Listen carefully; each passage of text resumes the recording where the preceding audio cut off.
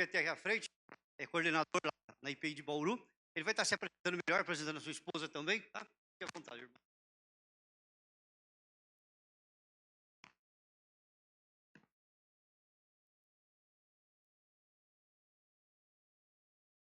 Bom dia, irmãos. Graça e paz. Muito feliz de estar aqui, muito honrado pelo convite, de verdade, muito honrado mesmo pelo convite. Agradeço a permissão do pastor aqui de conceder o púlpito. Eu sei da responsabilidade que pesa para mim. Queria agradecer aqui, reencontrei um casal de amigos muito importante. Eu não estou sozinho hoje. Agradecer também o presbítero Ideraldo pelo convite. Simone. Aqui a Simone, ela é coordenadora também do John Knox, ela que faz acontecer a coisa lá em Bauru. Tá? A Ana e o Guilherme sabem disso, que é ela quem é a que coordena mesmo. Eu, na verdade, mais a auxilio. E graças a Deus pelo Centro de Estudos John Knox, tem sido uma bênção na primeira IPI de Bauru. Eu espero que seja uma bênção na Igreja de Agudos, realmente, essa reformulação de algo antigo, da escola dominical. Tem um novo formato, uma nova cara, mas a ideia é a mesma: estudarmos a palavra de Deus, conhecermos a palavra de Deus, fazer com que a palavra de Deus seja importante para nós no dia a dia. E o que acontece é que há muitos textos difíceis na Bíblia, e nós lemos e nós não entendemos. E o Centro de Estudos John Knox tem como objetivo, como papel, fazer com que o irmão, que não é pastor, que não é missionário, ele é irmão, ele é cristão, é um seguidor de Cristo, consiga ir para o texto e entender, e poder dar a razão da nossa fé, explicar a razão da nossa fé no dia a dia. O objetivo é esse. Então eu fico muito honrado, muito feliz mesmo. Para mim é um privilégio estar na primeira formatura do Centro de Estudos John Knox aqui em Agudos. E eu espero que vocês tenham muitas formaturas mesmo, muitas pessoas se formando, passando pelo Centro de Estudos e sendo abençoado por esse trabalho. Para nós meditarmos nessa manhã a respeito disso, eu gostaria de ler um... Tá. Eu tenho que fazer alguma coisa? Você só pega elas? Eu faço alguma coisa? Tá. Tá. Obrigado.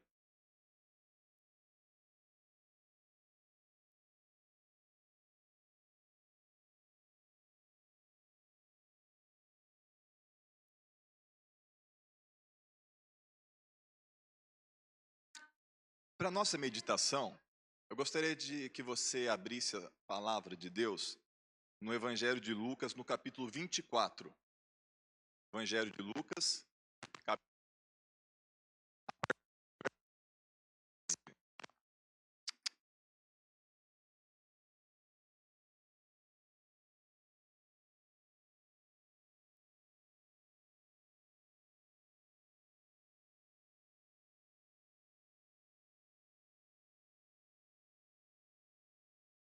Lucas 24, a partir do... Tá.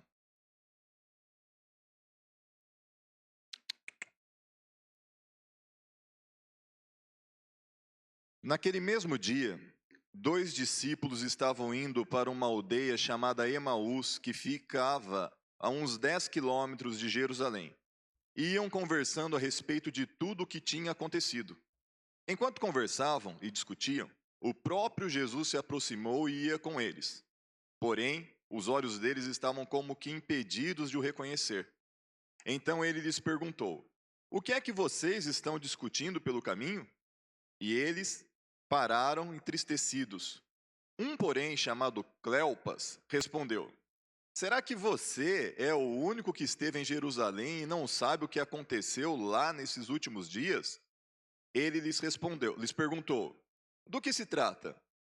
Eles explicaram: "Aquilo que aconteceu com Jesus, o Nazareno, que era profeta, poderoso em obras e palavras, diante de Deus e de todo o povo, e como os principais sacerdotes e as nossas autoridades o entregaram para ser condenado à morte e o crucificaram. Nós esperávamos que fosse ele quem havia de redimir Israel. Mas depois de tudo isso, já estamos no terceiro dia desde que essas coisas aconteceram. É verdade também que algumas mulheres do nosso grupo nos surpreenderam, indo de madrugada ao túmulo, e não achando o corpo de Jesus, voltaram dizendo que tinham tido uma visão de anjos, os quais afirmam que ele vive. De fato, alguns dos nossos foram ao túmulo e verificaram a exatidão do que as mulheres disseram, mas não o viram. Então ele lhes disse: como vocês são insensatos e demoram para crer em tudo que os profetas disseram. Não é verdade que o Cristo tinha de sofrer e entrar na sua glória? E começando por Moisés e todos os profetas, explicou-lhes o que constava a respeito dele em todas as Escrituras. Quando se aproximavam da aldeia para onde iam, ele fez menção de passar adiante, mas eles o convenceram a ficar, dizendo: fique conosco, porque é tarde, e o dia já está chegando ao fim. E entrou para ficar com eles. E aconteceu que, quando estavam à mesa, ele pegou o pão e o abençoou. Depois, partiu o pão e deu a eles.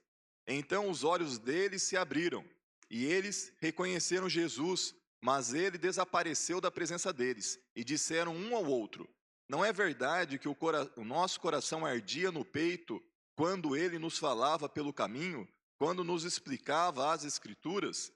E na mesma hora, levantando-se, voltaram para Jerusalém, onde acharam reunidos os 11 e outros com eles, os quais diziam: de fato, o Senhor ressuscitou e já apareceu a Simão. Então, os dois contaram o que lhes tinha acontecido no caminho e como tinham reconhecido o Senhor no partir do pão. Som. Obrigado. Vamos orar mais uma vez?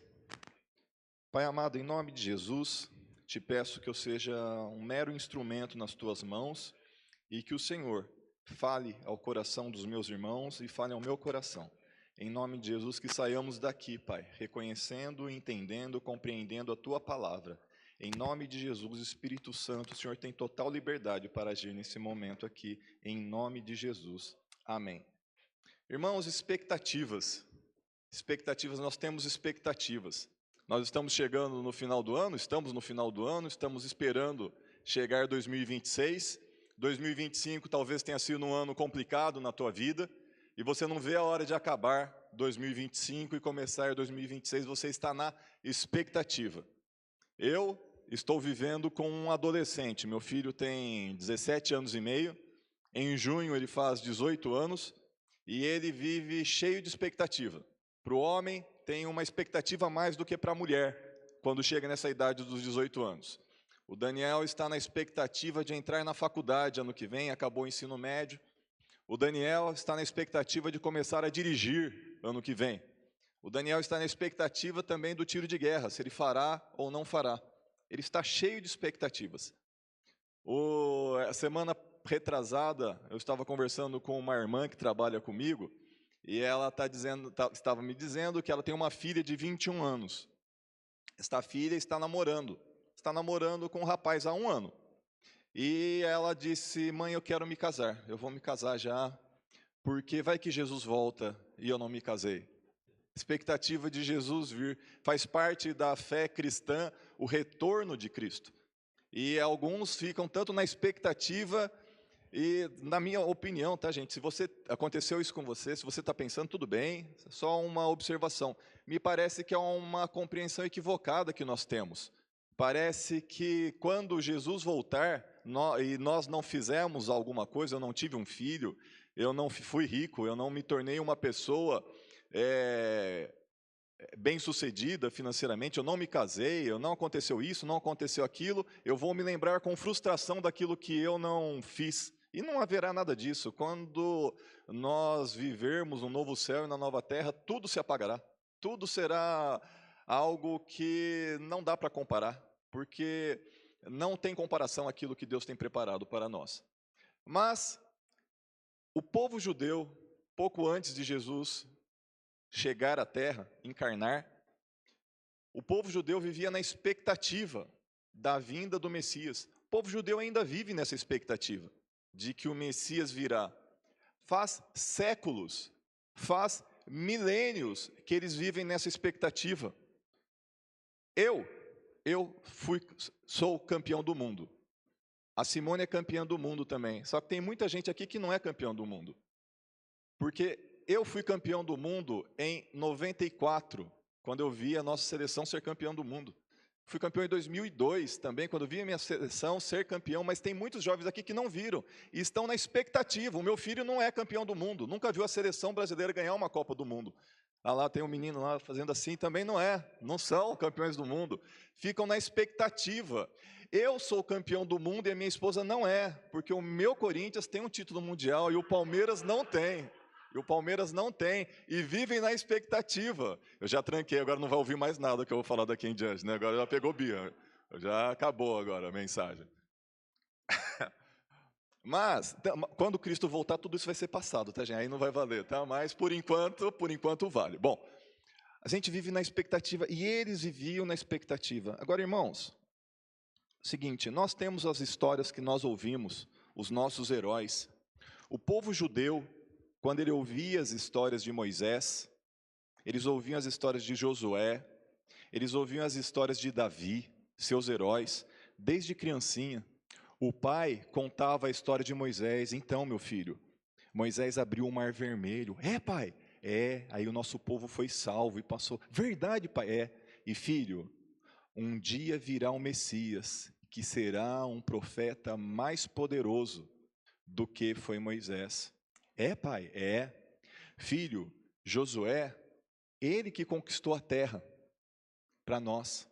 Ele liderou os exércitos, e o exército de Israel era um exército muito fraco. Mas na liderança de Josué, Deus estava com ele. E estando com ele, ele tomou posse da terra que nós vivemos hoje. É, pai? É, filho. E um dia virá o Messias, que será um guerreiro muito mais poderoso e nos libertará de Roma, que está dominando sobre nós. Filho, Davi, ele acabou com uma pedra, ele matou Golias. É, pai? É. E um dia virá um rei que será muito mais poderoso do que Davi, muito mais justo, mais sábio do que Salomão. E eles viviam nessa expectativa. E eles viviam nessa situação por séculos, ouvindo isso. O pai dele passou por isso, o avô dele passou por isso. E de repente, estes homens aqui, se veem frente a frente com aquele que provavelmente, que tudo indica, é o Messias que chegou. Eles estavam esperando há muito tempo, desde que são criancinhas, e eles veem aquilo, eles começam a andar, e eles se tornam discípulos de Jesus. E eles começam a andar de uma maneira tímida, e começam a ver a maneira que Jesus prega.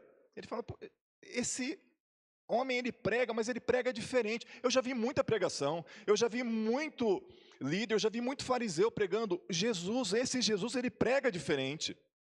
E depois passa uma pregação, outra, e de repente eles veem Jesus expulsando o demônio com uma autoridade que eles nunca viram, com uma mera palavra, porque havia homens que expulsavam demônios naquela época. Mas eles faziam uma série de rituais, eles tinham que invocar um monte de, falar várias palavras, e Jesus, com uma simples palavra, eles viam que ele tinha autoridade. E de repente eles continuam caminhando com Jesus, e de repente eles veem que Jesus, ele cura pessoas, algo de uma maneira extraordinária, que eles não conseguiam imaginar. E eles falam, é ele, o Messias chegou, eu estou vivendo, eu sou discípulo do Messias que chegou. A minha expectativa chegou, acabou a expectativa, não tem mais que ter esperança. Agora Jesus chegou, se concretizou, aquilo que eu mais sonhava, aquilo que eu mais esperava, aquilo que o meu avô falava, que o meu pai falava, se concretizou. Será que é agora que ele vai restaurar o reino em Israel? E de repente, eles estão vendo e caminhando com Jesus, e Herodes quer matar Jesus. E vem alguns fariseus e falam, Jesus, sai daqui, porque Herodes quer te matar. E Jesus, ele chega e diz, olha, diga para aquela raposa que hoje, amanhã e depois eu curo, e depois eu me vou. Ele não vai fazer a minha agenda, eu faço a minha agenda. Ele confronta Herodes. Para quem não está situado, Herodes, ele fazia parte, ele era um idumeu, ele era meia boca, meio judeu. E ele era o rei dos judeus. O Império Romano dominava sobre Israel naquela época. E o Império Romano permitia que os judeus tivessem o seu próprio rei. Naquele momento, nos dias de Jesus, quem era o rei? O rei Herodes. E ele desafia, então, esse rei Herodes, que grande parte dos judeus não reconheciam. Ele está demonstrando que ele será um Messias e que ele restaurará o reino a Israel. E aí Jesus continua, e de repente eles vão entrar para Jerusalém. E quando eles entram em Jerusalém, o que Jesus pede? Ele fala assim, olha, traz um jumentinho para mim. E a hora que eles veem aquela cena, Jesus em cima de um jumentinho, na hora eles ligam. Os imperadores romanos, quando eles vinham de uma batalha, eles entravam montados em um cavalo e a população clamavam, celebravam as vitórias daquele imperador. E quando Jesus entra e todo mundo, Hosana ao filho de Davi, Hosana nas alturas, eles falam assim, ah lá, ele está sendo feito rei, é agora que será restabelecido o reino de Israel. Ele está confrontando Roma, ele está demonstrando que ele é um rei que é reconhecido pela população, o que Roma não é. Ele está confrontando. E aí, ele continua, ele entra e vai no templo, e ele pega e derruba tudo. Ele confronta as autoridades, ele limpa o templo, ele confronta as autoridades religiosas. Ah lá, é o Messias restaurando todas as coisas na nossa religião. De repente, Jesus é preso. Eu imagino que eles veem Jesus sendo preso e eles ainda têm uma esperança. Porque ele falou, Pedro, vocês lembram dessa cena? Quando eles vêm prender Jesus, Pedro tira a espada e corta a orelha de um. E Jesus fala, embainha a tua espada. Ele pega a orelha do cara, limpa, vai lá, cola e cura a orelha do rapaz. Se eu quisesse, eu chamaria uma legião de anjos e meu pai me salvaria.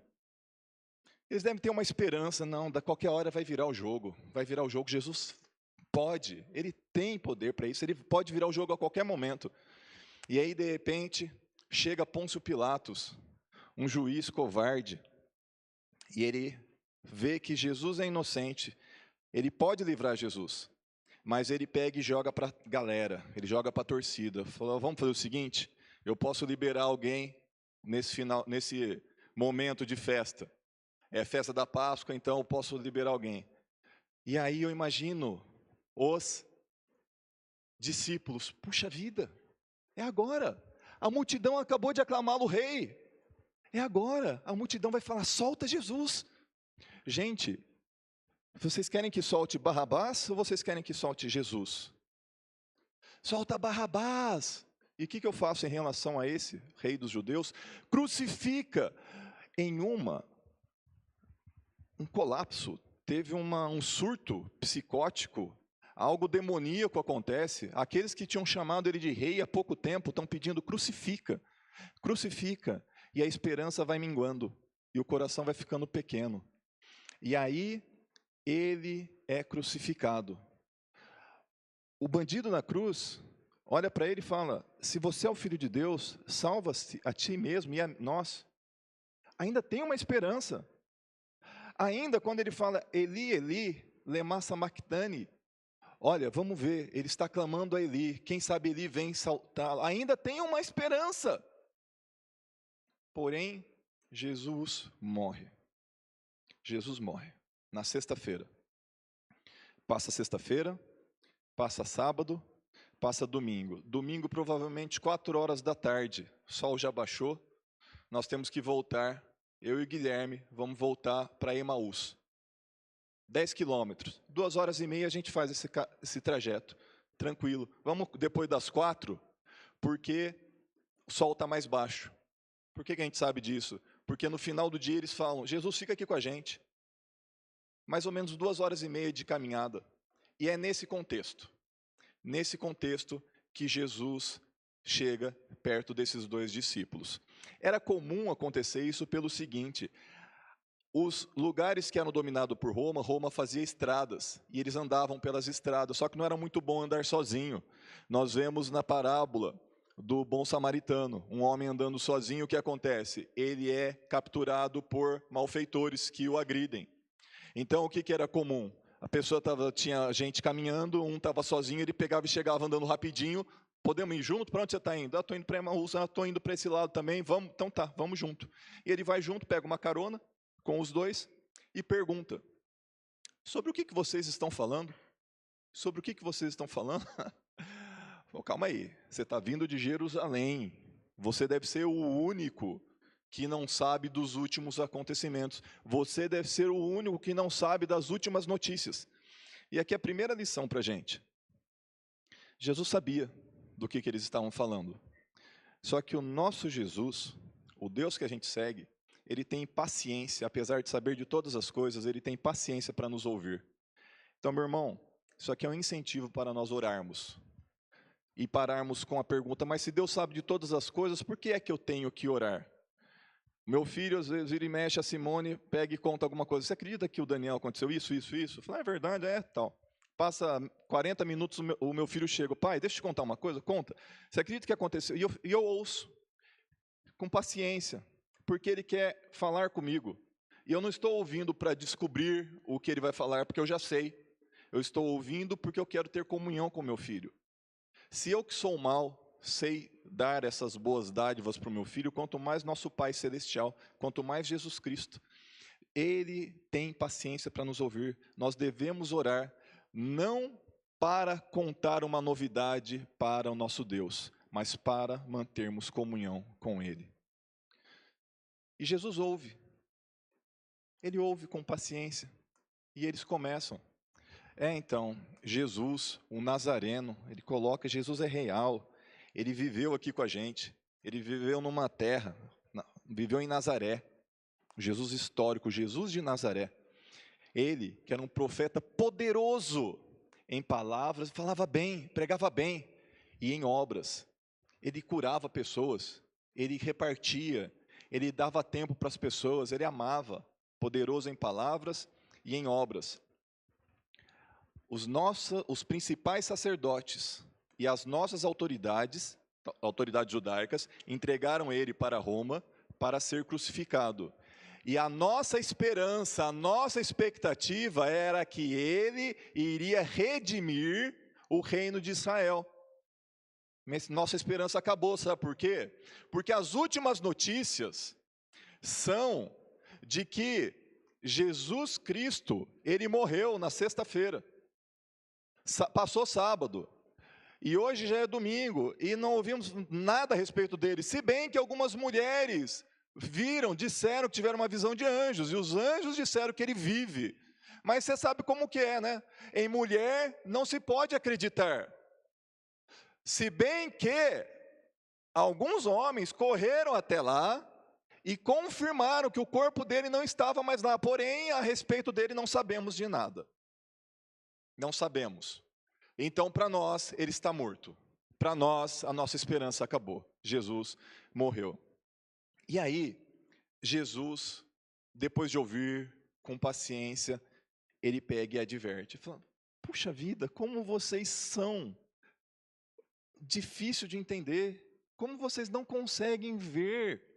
Como que vocês não conseguem captar. Como que vocês não conseguem entender tudo aquilo que o Cristo, o Messias, tinha que passar.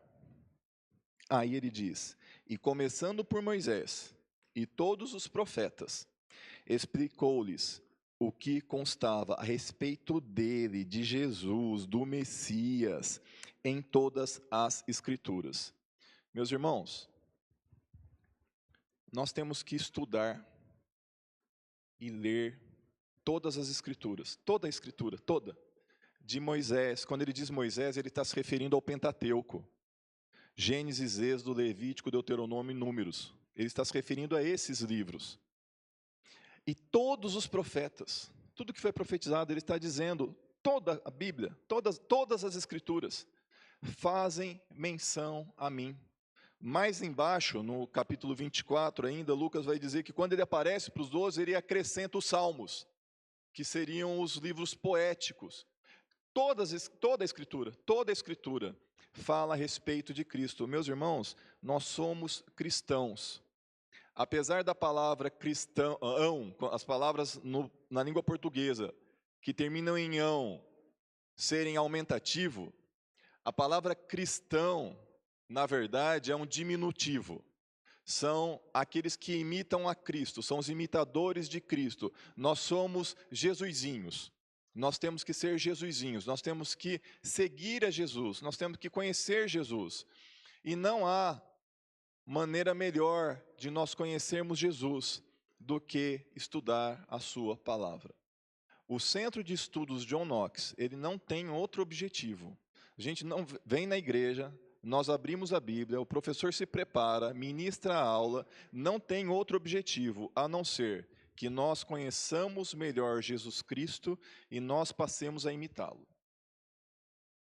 A gente vem e estuda a palavra para imitar a Jesus Cristo, conhecer Jesus Cristo. E nós olhamos todas as Escrituras, nós examinamos para pesquisar o que é que as Escrituras falam a respeito de Jesus Cristo.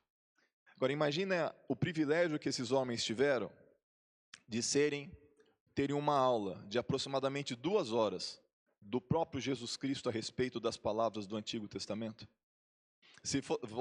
Quando pensa aquela questão de voltar para o passado, máquina do tempo, um dos momentos que eu gostaria de ter participado era esse, era ouvir essas 2 horas de explicação de Jesus Cristo a respeito do Antigo Testamento. Eles continuam. Quando eles chegam em Emaús, Jesus finge que vai, mas não vai. Faz menção de que iria passar. E eles falam, já está tarde, fique com a gente. E Jesus, como a Bíblia sempre mostra que ele não recusava uma refeição, ele gostava muito, os principais discursos de Jesus foram à mesa. Ele pega, eu fico. E ele fica. E ele fica um tempo lá, e de repente, talvez tenham conversado um pouco mais, a conversa estava boa no meio do caminho, aqui fica boa também. Interessante porque eles não reconheceram quem era Jesus, apesar de serem discípulos dele. Há algumas explicações, alguma possibilidade. Primeiro, que talvez Jesus tinha alguns discípulos, então tinha a multidão. Havia um grupo um pouco mais restrito, que eram os 70.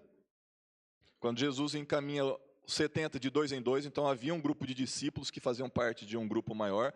Tanto é que quando Judas morre, eles vão escolher um outro discípulo, um outro apóstolo, e eles pegam desse grupo que caminhou, que estava com Jesus desde o batismo no Jordão. Havia esse grupo de 70. Dos 70, Jesus escolhe 12 que andam com ele. Dos 12, tem 3 que ele tem mais intimidade, que é Tiago, João e Pedro. Ele tem mais contato com esses. Então, talvez, o que pode ser uma possibilidade é que eram discípulos que não estavam muito perto, que não andavam muito com ele. Então, ficavam um pouquinho mais distante. Não sei se vocês já tiveram a experiência de uma pessoa, você vai numa peça de teatro, você vai numa pregação, você está sentado lá no fundão, e você fica vendo a pessoa falar. E a hora que você chega perto da pessoa, você vê alguma diferença na pessoa? Então, talvez isso, eles ficavam mais distantes de Jesus e a hora que então não conheciam detalhes. Uma segunda explicação, Jesus estava com o corpo glorificado. E o corpo glorificado não tem as ações que o tempo, que o espaço, que a vivência faz com que haja o desgaste. Então, isso talvez também tenha feito com que eles não reconheçam aquele corpo glorificado, além do que eles viram Jesus sendo chicotado e crucificado e morto. E agora vem uma pessoa plena, com o corpo glorificado, algo parecido com o corpo, mal comparando, tá, gente? Sempre que alguém dá um exemplo, para fazer uma aproximação, para a gente entender uma ideia, essa aproximação é imperfeita, porque a gente não consegue representar exatamente aquilo que é. Mas imagina que você trabalha com uma pessoa que trabalha de uniforme com uma mulher, calça larga e camisa larga, tá? Camisetão, e ela está sempre com o cabelo preso e de óculos, tá? E de coturno. Aí vai ter a festa, o baile, você encontra com ela num baile de formatura ou em um casamento. Aí ela está com um vestido, ela está toda maquiada, cabelo feito, solto, sem óculos e de salto alto. E você olha, será que eu conheço? Não, é outra pessoa, é outra pessoa. Corpo glorificado. Tudo bem? Deu para entender a aproximação que eu quis fazer? Uma terceira explicação que a gente tira do próprio texto. Eles não reconheceram como que se estivessem cegos, da maneira como se eles estivessem sido impedidos de ver, é o que o texto diz. Então, Jesus não deixa ser reconhecido. Ele vai se revelando, ele vai se mostrando. E chega no momento em que ele vai partir o pão. E a hora que Jesus vai partir o pão, eu não sei, o texto não diz, a Bíblia não diz, talvez as pessoas partissem o pão na mesa, encostassem na mesa, e Jesus tivesse um hábito diferente, ele erguia o pão para partir, não sei, a Bíblia não fala. Mas a maneira típica de Jesus partir o pão, a hora que ele parte o pão, eles reconhecem que é Jesus. E aí, abrem-se os olhos, e eles enxergam, é Jesus, é Jesus. E eles se levantam e falam, será que o nosso coração não ardia quando ele nos expunha a palavra? Eles se levantam e voltam rápido, correndo para Jerusalém. A hora que eles chegam em Jerusalém, eles encontram os 11, e ele fala assim, então os dois contaram o que lhes tinha acontecido no caminho, e como tinham reconhecido o Senhor no partir do pão. Irmãos, o Centro de Estudos John Knox não tem um sentido se nós só aprendermos e guardarmos para nós. Eles reconheceram que era Jesus quando Jesus partiu o pão. Porque Jesus partiu o pão, eles reconheceram que era Jesus. Nós que afirmamos, que confessamos, que professamos que nós já reconhecemos Jesus, nós temos que sair e partilhar o pão. Vou falar de novo. Eles reconheceram Jesus porque Jesus repartiu o pão. Porque nós já reconhecemos quem é Jesus, nós temos que sair e repartir o pão. Repartir o pão de várias maneiras. Repartir o alimento, isso que a gente aprende no John Knox, nós temos que tentar reproduzir o máximo possível com as pessoas que nós encontramos na nossa família, no nosso serviço, na nossa escola. Nós temos que partir o pão em relação àquilo que chega à nossa mão. Se você entendeu que chegou na sua mão mais do que você precisa, reparta com aquele que tem menos. Nós temos que aprender a ser a resposta de Deus para a oração do outro. Tem muita gente orando, pedindo uma resposta, e a resposta está nas tuas mãos, está nas minhas mãos.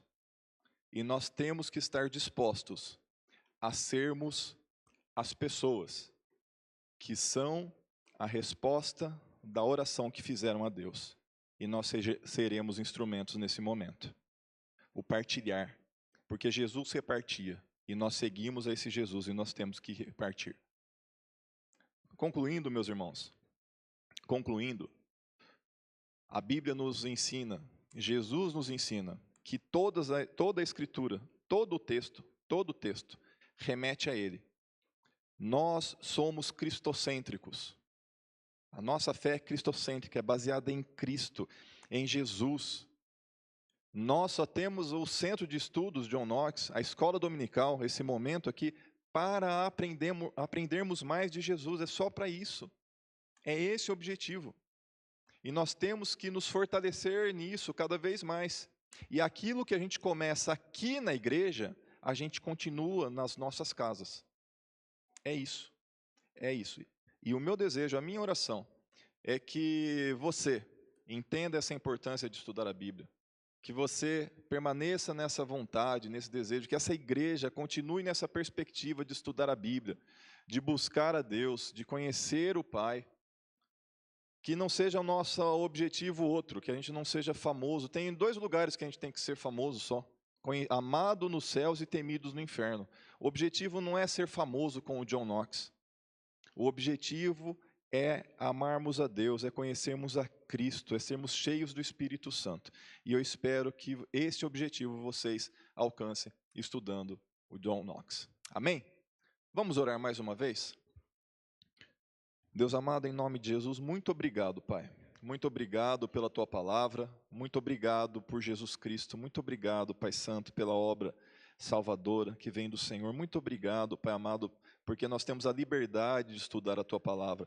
Muito obrigado, meu Deus, pelos irmãos que estão se formando hoje. Muito obrigado pelos professores, muito obrigado por essa igreja. Muito obrigado, Pai Santo, pelo pastor que está empenhado no estudo da palavra. Muito obrigado, Pai amado, pelos irmãos que estão se dedicando a isso. Em nome de Jesus, meu Deus, faz a Tua obra.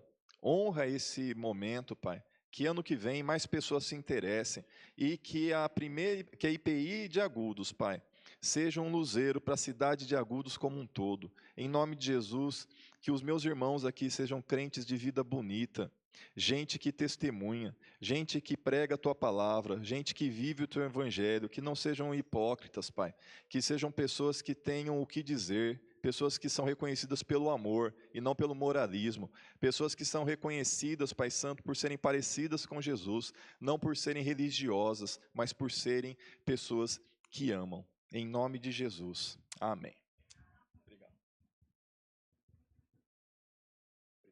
Amém. Deus seja louvado pela sua vida, amado. Que bênção de palavra, né, irmãos?